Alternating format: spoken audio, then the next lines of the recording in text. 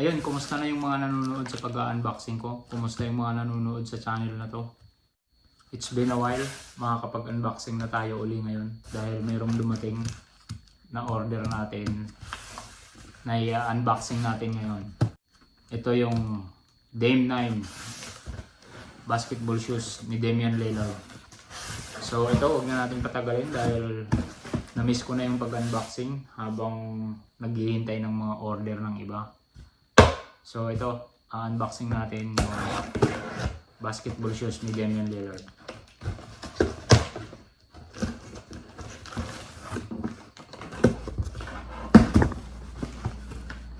First time ko mag-Adidas, kaya nag-try ako dahil sa mga reviews na mga napapanood ko online, YouTube, Facebook, TikTok.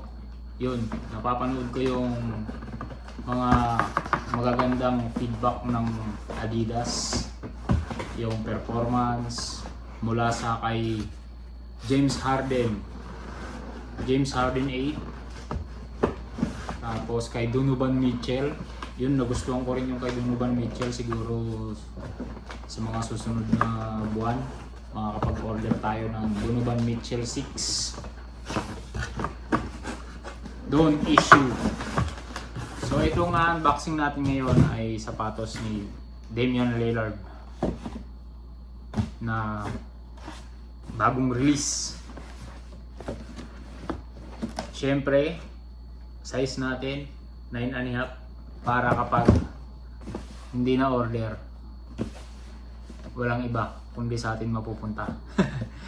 So ito na mga kaibigan. Yun o. Kulay, check. Maganda-ganda to. Ang laro. Pang season 11 ng YKPBL. Pag hindi na bili. Smell check natin. Size check. 9.5 US. Yung material na gamit, syempre Adidas, di tayo pa mapapahiya. Maganda oh. Ang gamit nila ay light stripe. Yan. Tapos may Damian Lillard na logo sa outsole. Number 0. Letter O daw to eh. Letter O, hindi 0. Tapos yung loob niya, yung sa insole niya, yun may tatlong stripe dun sa loob. Tapos yung model number at pangalan ni Damian Lillard sa loob. Tapos another logo sa tang. Yan.